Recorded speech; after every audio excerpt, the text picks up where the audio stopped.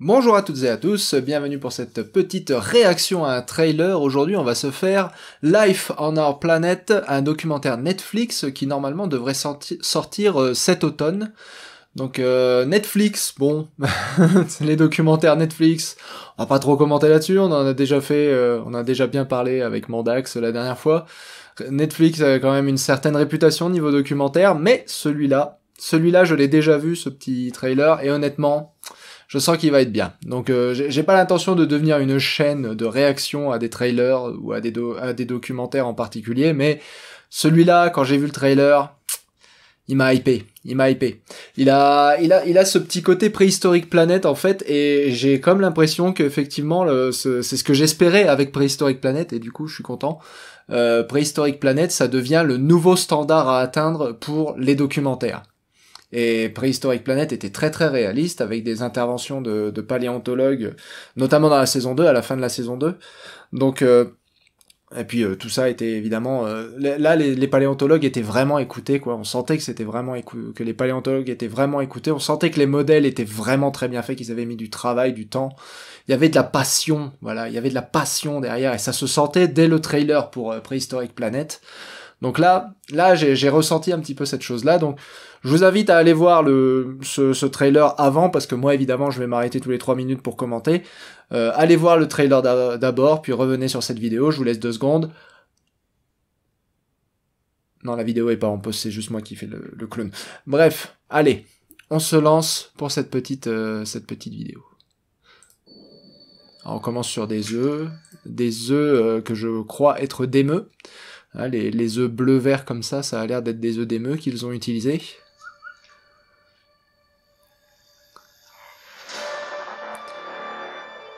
Alors oui, je sais, Steven Spielberg, c'est un grand nom, mais c'est qu'un producteur exécutif. Hein. Vous enflammez pas, ça va pas être réalisé par Steven Spielberg. Il a juste mis du pognon, c'est tout. Bon, il a du coup un mot à dire sur la qualité du documentaire en général, mais c'est pas réalisé par Steven Spielberg. Ne nous enflammons pas. Hein. Ça va pas être le petit dinosaure et la vallée des merveilles. Alors, bon, on a des dinosaures. On a quelques prises en images réelles, donc ça c'est pas mal. Oh, ah, bah attends, bah ça ressemble à... On va avoir du mégalodon. On va avoir du mégalodon. Alors oui, ce qu'il y a d'intéressant avec ce documentaire, c'est que ça va pas couvrir que les dinosaures, contrairement à Préhistorique Planet, qui restait, comme je m'en étais un petit peu plaint au niveau de la saison 2, Préhistorique Planet était resté dans sa zone de confort au niveau des dinosaures. Là, ce documentaire, il va explorer plusieurs périodes. Donc là, je pense que ça va être Mégalodon, encore qu'il est possible que ce soit Crétoxyrina et qu'on soit toujours au temps des dinosaures, du coup. Donc là, on est au Trias avec les Triceratops. On a un petit droméosaure bien sympa, bien plumeux. Regardez la qualité quand même de la modélisation, et elle est quand même pas mal du tout, quoi. Ce que j'avais déjà dit par rapport aux écailles et tout ça à propos de Préhistorique Planet, bah là c'est pareil. Là on voit que Préhistorique Planet vraiment a eu son influence sur le format documentaire, et que maintenant les documentaires vont essayer d'atteindre cette qualité. Donc là pareil, la qualité de la modélisation est excellente. Là, la qualité scientifique de ce petit droméosaure, à part le fait qu'il est tout blanc et que pour l'instant on n'a jamais trouvé au niveau dinosaure à plumes, on n'en a jamais trouvé aucun qui ne portait pas de traces de mélanine dans ses plumes, donc là, c'est à peu près la seule chose qu'on peut reprocher à ce petit droméosaure.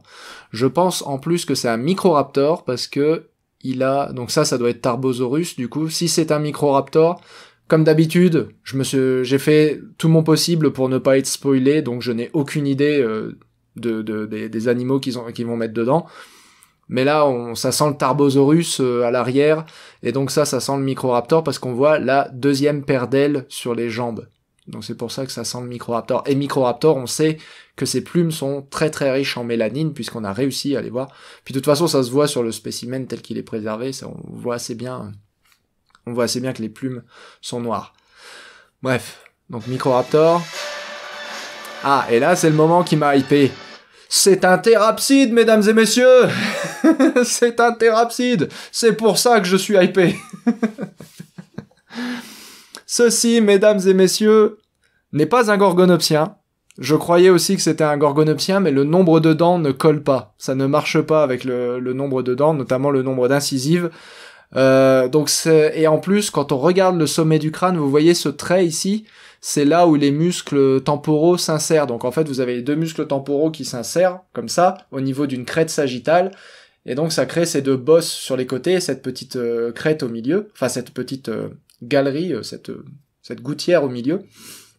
Et ça, mesdames et messieurs, c'est le signe que nous avons un animal avec une crête sagittale. Or, les gorgonopsiens n'ont pas de crête sagittale. Donc ça, c'est pas un gorgonopsien. Je suis pas sûr de ce que c'est, mais c'est pas un gorgonopsien. J'ai deux hypothèses. La première, c'est que ce soit un thérocéphale, possiblement Moscorinus. Et là, le compte d'incisive marche. Le problème, c'est qu'on va voir après, il a des molaires, si on regarde. Si on continue un petit peu, hop, on regarde les molaires. Voilà, regardez le nombre de molaires ici, ça marche pas pour Moscorinus. Donc je pensais que ce serait Moscorinus, et en fait, là où, à mon avis, ce qu'ils ont fait, en fait, c'est qu'ils ont pris un cynodonte. Et la raison pour laquelle je dis ça, c'est pas parce que j'ai une vraie bonne raison de le dire, c'est parce qu'ils lui ont collé des poils. Or, scientifiquement, on devrait pas coller des poils à ces animaux-là, parce que on n'a aucune preuve de poils, et on est même en train d'accumuler de plus en plus des preuves du contraire, des preuves qu'il n'en avait pas de poils. Donc si vous m'écoutez depuis longtemps, si vous me connaissez, vous savez que ça fait très longtemps que je dis arrêtez de coller des moustaches aux thérapsides. S'il vous plaît, paléo-artistes, ce n'est pas la peine de mettre des poils à vos thérapsides, on n'a pas de preuve de présence de poils chez les thérapsides, et on commence à accumuler de plus en plus de preuves d'absence de poils chez les thérapsides. Chez les thérapsides non mammaliens, bien sûr. Je précise. Donc là, à mon avis, ils ont utilisé les poils pour montrer qu'il s'agissait d'un animal qui était relativement proche des mammifères. Donc, à mon avis, ces poils sont une indication qu'on va avoir le droit à un cynodonte. Le truc, c'est que c'est un cynodonte qui a l'air très gros, apparemment, qui a l'air, il est représenté assez redoutable, il est représenté assez méchant, donc c'est un cynodonte prédateur, et c'est un cynodonte qui a un mufle très très épais. Donc, soit c'est Cynognathus, et dans ce cas-là, on va avoir une scène au milieu du Trias, soit c'est Vétusodon, et alors là, s'ils ont fait Vétusodon, je m'incline. Parce que Vétusodon, il est pas vieux, hein. Ça fait pas longtemps qu'il a été décrit, Vétusodon. Donc s'ils ont inclus Vétusodon dans leur documentaire, chapeau bas, bravo, vous avez mon respect. J'espère que ce sera Vétusodon. J'espère franchement que ce sera Vétusodon. Mais là, vu comme ça, je ne suis qu'un paléontologue. Quand vous mettez de la viande sur mes os, je reconnais plus rien. Je ne pense pas que ce soit Cynognathus parce que les molaires sont très très simples. Si c'était Cynognathus, on verrait quand même des molaires un poil plus complexes. Mais bon, on verra, mais en tout cas c'est super cool, il y a des thérapsides, et justement, c'est ce que je disais, la variété qui manquait à Préhistorique Planet, cette variété d'animaux, cette variété d'époques, là on explorait que la toute fin du Crétacé avec Préhistorique Planet, là on va aller au Permien, on va aller au Trias, là ils vont nous faire voyager, là, mais c'est beau, mais oui, faites-moi voyager dans le temps et dans l'espace, mais oui. Alors toujours cette façon de mettre des lèvres, hein. Toujours cette façon de mettre des bonnes grosses lèvres, en plus des lèvres qui ont l'air de se rétracter, si je ne m'abuse. Donc des lèvres qui se rétractent, ça par contre ils avaient pas. Même les cynodontes. Les lèvres rétractables, c'était pas quelque chose que les cynodontes avaient. On a à peu près toutes les raisons de penser qu'ils étaient similaires aux reptiles de ce point de vue-là. Alors soit ils avaient pas du tout de lèvres, comme les crocodiles, soit ils avaient des lèvres, mais juste un fin rideau d'écailles qui couvrait les lèvres. Le rideau d'écailles étant une hypothèse qu'on ne peut pas vérifier, mais du coup qui est non nécessaire, quoi. Jusqu'à preuve du contraire, vaut mieux pas mettre de lèvres. Ou du moins, si vous êtes paléo-artiste, encore une fois, c'est pas la peine de vous formaliser de trop à savoir s'il y avait des lèvres ou pas, vous avez le droit à peu près de faire ce que vous voulez. Contrairement à ce que certains disent, ce n'est pas plus scientifique de mettre des lèvres. Non, mais là, il est beau, là, et puis regardez la texture de la peau, elle est quand même, ils ont mis un petit peu de poils, oui, bon, je suis pas super bon, mais la texture de la peau est globalement une peau un peu de cochon, quoi. Ce qui est quand même ce vers quoi on a tendance à aller aujourd'hui au niveau des reconstructions. Donc ça c'est bien, j'ai vraiment, ça me perturbe en fait de pas savoir ce que c'est cet animal, mais allez, je mets mes billes, je vais prendre une décision, voilà, je mets mes billes sur Vétusodon, voilà, je crois en toi Netflix, vas-y, fais-moi rêver. Des tigres à dents de sabre, les tigres à dents de sabre, bon, on connaît pas leur, on connaît pas quel était leur pelage, hein, de quoi a été fait leur pelage, donc là ils les ont fait avec des taches, pourquoi pas. Je pense que du coup ils vont nous faire voyager en Amérique du Nord au Pléistocène aussi, du coup. Si on va voir, s'il s'agit bien d'un smilodon, on va voyager en Amérique du Nord au Pléistocène, on a donc les mammouths qui suivent, hein, parce qu'en Amérique du Nord on a Mammuthus colombi qui est aussi là. Évidemment, des T-Rex. On ne va pas se passer de T-Rex, évidemment. Ah, là, ils ont fait T-Rex modèle chunky, hein, le modèle gras. Là, celui-là, il a même un double menton, on dirait. Donc là, on a eu le droit à des T-Rex, et qui communiquent avec leur tronche. Regardez ce qu'ils font, là, ce que ne faisait pas non plus Préhistorique Planet. Préhistorique Planet, bon c'est fugace, hein, mais ils sont en train de se frotter le visage l'un sur l'autre. Et ça, c'est comme ça que les T-Rex devaient communiquer, de se frotter la tronche et mordre, parce que c'est là qu'il y a beaucoup de sensibilité dans leur visage. Là, on voit les nerfs dans l'os qui arrivent à ce niveau-là. D'ailleurs, ils ont fait ça très granuleux ici. Là, donc là, ça c'est une vraie manière de communiquer. Enfin, c'est une belle manière, bien basée sur les données qu'on a, de faire communiquer les T-Rex, pas en leur faisant faire des parades nuptiales où ils montrent leur gorge, là, non, ça c'est sorti de nulle part. Montrez-nous des T-Rex qui se frottent les uns sur les autres. Et puis des T-Rex, donc, qui ont en plus du rouge, là, sur leur crête, parce qu'ils ont une crête sur le nez qui leur monte jusqu'au-dessus des yeux. Donc les T-Rex avec la crête qui monte jusque sur les yeux, ça coloré en rouge pendant la parade nuptiale, ça a du sens, tout ça. Ça a du sens. Là, pour l'instant, on est à 30 secondes de cette minute 23 de trailer, et honnêtement, je suis confiant. Je suis confiant. Il y a du bon pour l'instant, il y a du bon. Alors, évidemment, on va nous montrer l'extinction des dinosaures. On ne fait pas une scène au Crétacé. Et on va nous montrer l'origine de la vie. Ça va être si diversifié que ça. Enfin, on va avoir une telle variété d'habitats qui vont nous être présentés qu'on va même remonter jusqu'à l'origine de la vie, apparemment. J'espère qu'ils nous mentent pas, j'espère qu'ils vont pas juste dire la vie est apparue il y a 4 milliards d'années. Direction le Crétacé maintenant. Eh merde. Donc oui, j'espère que c'est pas une douille qu'ils sont en train de nous mettre et qu'ils vont vraiment faire un épisode sur l'origine de la vie, vraiment un épisode sur le Permien et le Trias, la grande extinction de masse du Permien-Trias.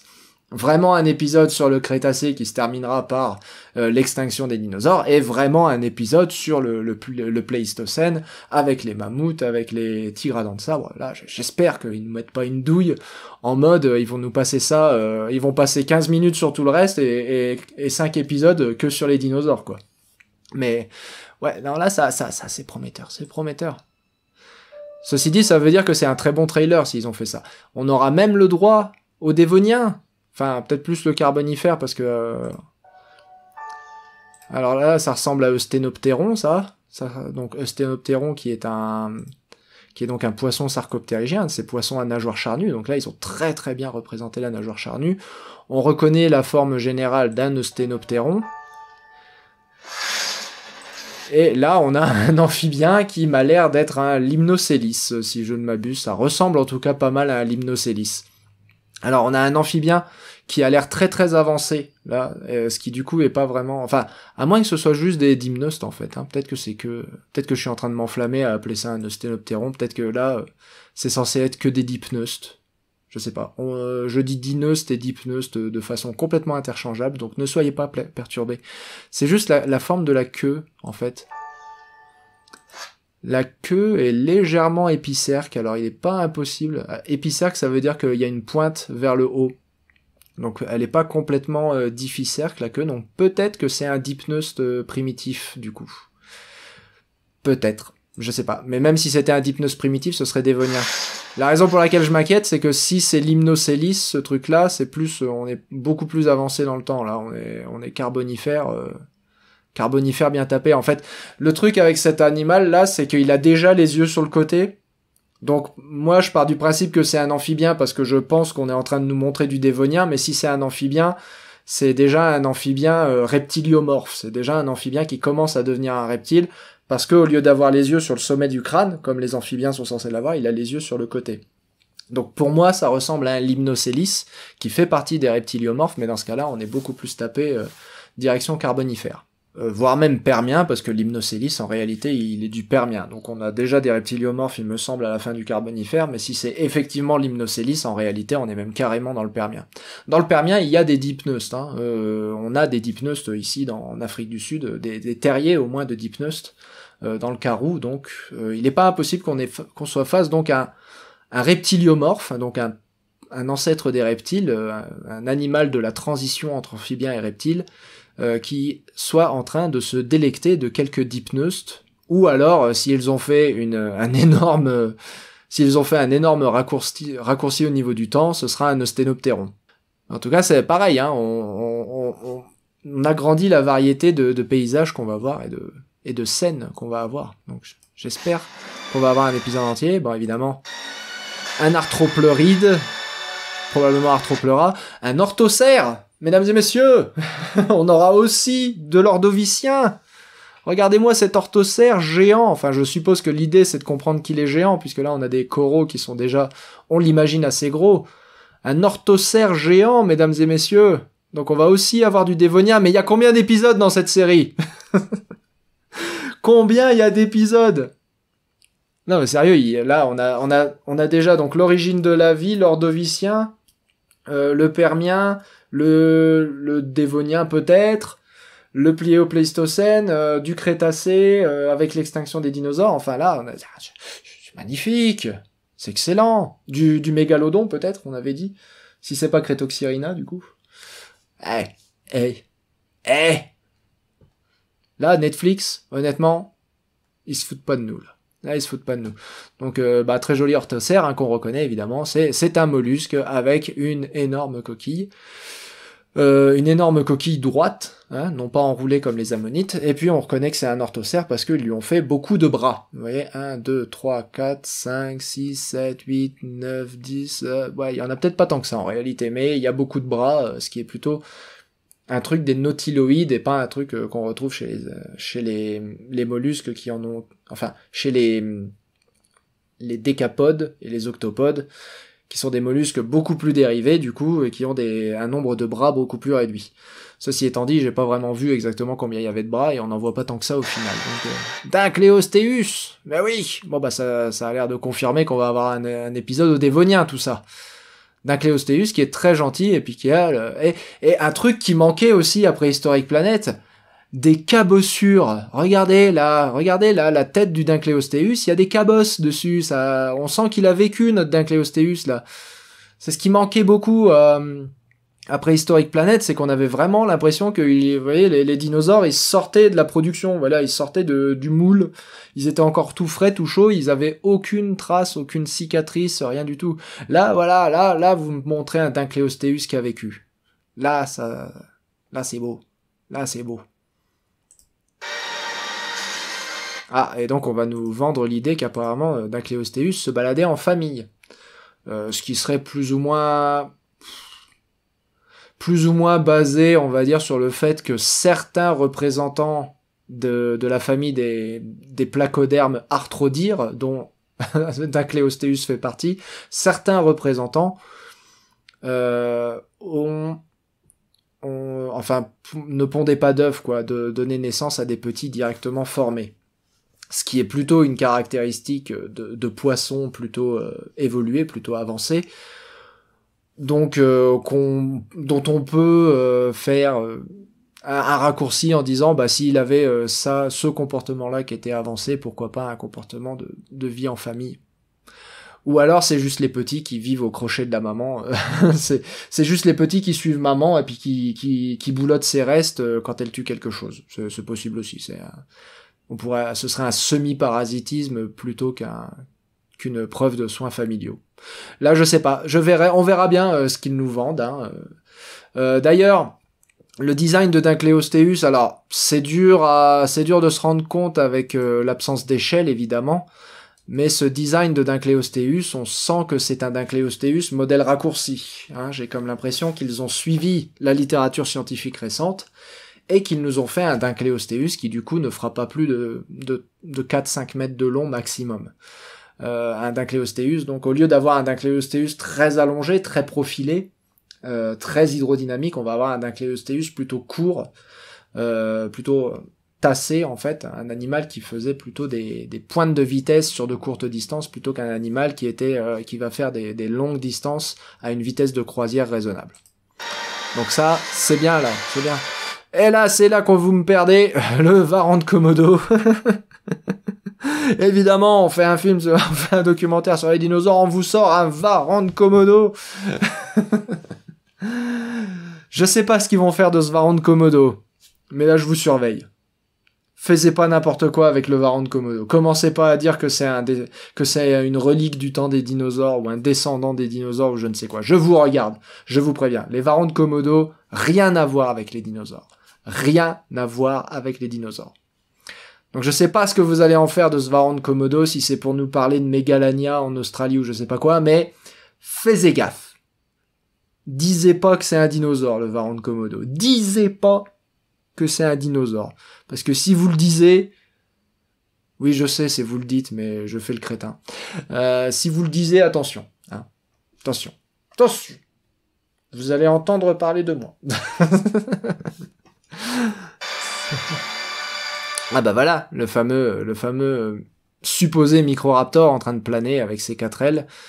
D'ailleurs, ah ouais, pareil, la position des jambes, en fait, ça va. Donc ils ont montré, au départ, on représentait Microraptor qui mettait vraiment ses jambes complètement à l'horizontale pour pouvoir utiliser ses ailes postérieures à meilleur escient. Et en fait, il y a des études qui ont montré que non, il pouvait pas, l'articulation des jambes permettait pas d'écarter les jambes à ce point-là, comme les dinosaures modernes. Les dinosaures modernes ne peuvent pas faire le grand écart. Donc l'articulation des jambes ne leur permet pas. Mais du coup, là, j'ai l'impression qu'ils en ont tenu compte et que du coup, ils ont gardé quand même un écartement de jambes qui était modéré. Bon, maintenant, on a quand même un Microraptor, animal plutôt arboricole, plutôt habitué à la forêt, en train de se faire du base jump depuis une falaise. Peut-être que c'est suite à la pourchasse, peut-être que c'est après avoir été pourchassé par le Tarbosaurus et qu'il a pas le choix et qu'il se jette de la falaise. C'est ça, ou se faire bouffer, quoi. Et là, dans ce cas-là, pourquoi pas. Mais on est bien d'accord que le design 4L de Microraptor c'est fait pour planer sur de très courtes distances. Et c'est vraiment un planage qui devait pas être hyper efficace. Hein. Donc là... je pense pas qu'il faisait ça tous les jours, notre Microraptor, hein, du base jump du haut des falaises. Mais ceci dit, ça donne de belles images, hein, regardez, c'est très très beau. Les mammouths, donc on aura des tigres à dents de sabre, mais on aura aussi des lions des cavernes, du coup. Très bien, les lions des cavernes qui sont de plus représentés sans crinière, parce que grâce aux peintures rupestres, on sait que les loups des cavernes étaient blancs et n'avaient pas de crinière. Donc ça, c'est très très bien. C'est très très bien représenté. Et on les représente en train de vivre en horde, enfin on dit pas une horde pour un lion, mais bref, vous voyez ce que je veux dire, en vivre en groupe, bon bah comme les lions modernes. Donc ça encore, ça se défend. Et le Lystrosaurus, celui-là je l'ai partagé sur Twitter parce que qu'est-ce que j'étais content de voir pour la première fois un Lystrosaurus bien foutu dans un documentaire. Ah, ça fait du bien. Le Lystrosaurus, le survivant de la limite Permien-Trias, ce qui me fait définitivement penser qu'on va avoir un épisode sur la crise Permien-Trias, parce qu'on ne peut pas parler de Lystrosaurus sans parler de la crise Permien-Trias. D'ailleurs, on aura peut-être même... En fait, ce sera peut-être un épisode thématique sur les extinctions. Je me demande si ce sera pas ça. Mais bref, ce serait vraiment super qu'on ait un épisode sur Lystrosaurus, parce que ce Lystrosaurus, il est magnifique. C'est exactement à ça. Alors, ça m'a l'air d'être un Lystrosaurus du Trias, parce que, une fois de plus, ça m'a l'air, d'être un Lystrosaurus du Permien, donc Lystrosaurus mckenzie, parce que, déjà, il est balèze, il a l'air assez costaud, apparemment. Une fois de plus, on souffre d'une absence de barre d'échelle permettant d'être complètement affirmatif, mais il a l'air assez costaud, assez bien bâti, il a un très très long museau, ce qu'on retrouve chez Lystrosaurus mckenzie, mais qu'on retrouve aussi chez une espèce de Lystrosaurus du Trias, donc peut-être que... voilà. Si ce Lystrosaurus a vécu avec l'autre thérapside qu'on a vu avant, là, le carnivore, il est possible... Bah, du coup, ça exclut immédiatement Cynognathus. Donc, ne reste plus que Moscorinus ou Vétusodon, du coup, pour le carnivore. Intéressant. On verra bien. Comme je disais, on verra bien, mais je garde mes billes sur Vétusodon. Donc un bon Lystrosaurus, possiblement du Trias, bien reconstitué. Le bec remonte entre les narines, exactement ce qu'on voit sur les fossiles. Sur les fossiles, on n'a pas le bec est pas préservé, mais on a les petits trous qui amenaient du sang à la kératine du bec, parce que le bec, c'est un bec, il grandit en continu. Donc il fallait un approvisionnement en sang régulier pour ce bec, pour que ce bec puisse continuer de grandir, et donc on arrive à suivre en fait à la distribution juste des petits trous pour les vaisseaux sanguins dans le crâne, on arrive à voir où était le bec chez Lystrosaurus, et donc on sait que au milieu il remontait entre les narines, donc là c'est parfait, et que sur les côtés il remontait par-dessus les canines, donc sur les processus caniniformes, comme on le voit ici, donc ça c'est parfait. C'est un magnifique Lystrosaurus. La texture de la peau, une fois de plus, elle est très très belle, elle est très réussie. Elle est légèrement granuleuse, j'espère que la résolution est assez bonne de votre côté pour que vous puissiez vous en convaincre, mais la texture de la peau est légèrement granuleuse, exactement comme les momies de Lystrosaurus qui ont été décrites l'année dernière ou il y a 2 ans, je sais plus, mais c'était il y a pas longtemps, exactement comme sur les momies de Lystrosaurus. Vous imaginez, on a des momies de 250 millions d'années de cet animal. Donc, ils ont pu se baser dessus pour faire une belle texture granuleuse de la peau. Pas un seul poil. Voilà de quoi je parle. Il n'y a pas de poil sur Lystrosaurus. Bah, heureusement, puisqu'on a les momies tout entières, il n'y a pas un seul poil dessus. Donc, ce serait quand même contraire au principe de parcimonie de coller des poils. C'est pas complètement stupide, d'y mettre des poils, encore une fois. Si vous êtes paléo-artiste, c'est pas complètement stupide de mettre des poils avant Lystrosaurus, mais sachez que encore une fois, on a des momies entières de Lystrosaurus, il n'y a pas un poil dessus. Donc c'est contraire au principe de parcimonie. Alors vous pouvez avancer d'autres arguments, mais vous vous écartez de la science, ce faisant, en mettant des poils sur Lystrosaurus. Les bras sont semi-écartés, les jambes sont droites, exactement la posture qu'on pense qu'avait Lystrosaurus. On le pense parce que j'avais fait une vidéo, parce que la structure des os indique que les bras étaient en posture semi-érigée alors que les jambes étaient en posture complètement érigée. Et on le sait, parce que là j'ai carrément envie de dire on le sait, parce qu'on a des empreintes de Lystrosaurus, et que ces empreintes montrent que le pied s'imprimait, si vous imaginez que ce bras-là c'est le sol, voilà, le pied s'imprimait comme ça dans la terre. Par contre, le bras, lui, quand il atterrissait sur le sol, il faisait ça, il tournait, et ensuite il se soulevait. Et donc cette rotation du bras, enfin cette rotation de la main dans la boue, qui s'est imprimée dans ces fossiles d'empreintes de Lystrosaurus, cette rotation de la main dans la boue, bah, elle est due au fait que quand on a une posture semi-érigée ou complètement rampante, donc exactement ce que vous voyez là, une posture semi-rampante, juste pour la cohérence, en fait, vous devez aller chercher devant, et puis, quand vous poussez, bah, vous tournez forcément le poignet, en fait. Donc ça, on le voit sur les empreintes. Et ça, c'est beau. Ils en ont tenu compte, et ça, c'est beau. C'est pas le Lystrosaurus de Jurassic World. Oui, je remets un taquet à Jurassic World, ouais. Le Lystrosaurus de Jurassic World, il est dégoûtant. Bon, il avait la bonne posture, certes, mais sa tronche, quoi. Oh, là, il avait une espèce de petit bec, là, juste au-dessus de la lèvre. Là, c'était dégoûtant, c'était horrible. C'était horrible. Bon. Lystrosaurus, enfin, un beau Lystrosaurus. J'ai hâte de voir cet épisode. Rien que pour cet épisode, j'ai envie de voir cette série. Voilà. Ça y est, vous voulez connaître mon avis? Rien que pour l'épisode sur les thérapsides, je veux voir cette série. Bah, on s'en fout des dinosaures. Encore une fois, des dinosaures dans la flotte, hein. Bon, ça va, ils sont pas jusque le bidon dans la flotte, hein, non plus. Mais faites gaffe à vos sauropodes dans la flotte, hein. C'est pareil, hein, j'ai dit à Jurassic World, tu nous remets pas les sauropodes dans l'eau, hein. Donc Netflix, pareil, tu nous remets pas les sauropodes dans l'eau, hein. Bon là, il en a jusqu'aux chevilles, ça va, je passe, admettons. Peut-être qu'ils vont nous montrer, ce serait intéressant qu'ils nous montrent une scène. Ce serait intéressant, ouais, qu'on nous montre une scène, en fait, où on voit un sauropode nager, et on voit juste, il y a que ses bras, enfin il y a que ses mains du coup qui touchent le fond, parce que les brachiosauridés, ils avaient les bras plus longs que les jambes, donc il y a que les mains en fait qui touchaient le fond, et on a une empreinte de pas, enfin il y a une piste de brachiosauridés du coup, avec juste les mains qui touchent le fond, c'est trop marrant. Vous imaginez un brachiosaure funambule, mais c'est parce qu'il était en train de nager en fait, et du coup il avait le cul relevé, mais les bras sont suffisamment longs pour toucher le sol. Donc peut-être qu'on va nous montrer ça, ce serait très drôle. Ce serait très drôle. C'est la seule et unique raison pour laquelle vous aurez le droit de mettre un sauropode dans l'eau. C'est pour voir un brachiosaure nager. Voilà, c'est dit. Attention. Attention, hein. Il y a le dragon de Komodo, vous avez perdu une vie, déjà. Sauropode dans l'eau, presque perdu 2 vies, hein. La 3e, bon. Ceci dit, on entendait la voix du commentateur arriver dans la scène suivante, donc je pense que c'est la fin.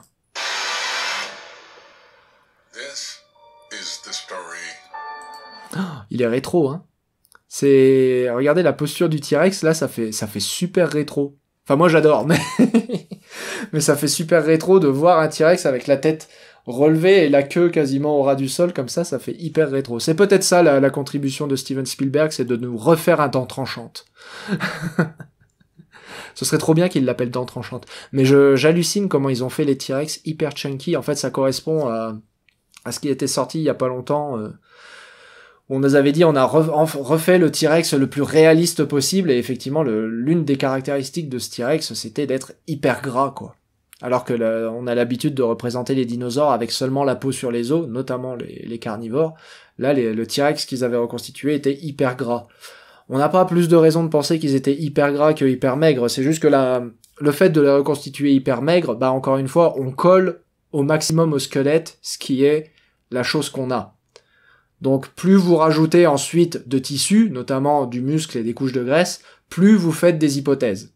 C'est aussi le problème qu'il y a avec les lèvres, c'est que plus vous rajoutez de tissu autour de la bouche, plus vous faites d'hypothèses. Donc vous vous éloignez du maximum de parcimonie qui serait de mettre le moins de chair possible. Ceci étant dit, les muscles, il faut quand même les remettre quelque part, hein. Mais voilà, là on a quand même un T-Rex qui est assez chunky, assez balèze, et dans une posture qui rappelle les années 90, enfin la fin des années 80 même, hein, pour le petit dinosaure, hein. Et donc la vallée des merveilles qui se trouve à ses pieds. Magnifique vallée des merveilles. J'ai la vague sensation, je sais pas, on est en Amérique là ou on est en Afrique? Parce que ça ressemble quand même vachement au Wakanda.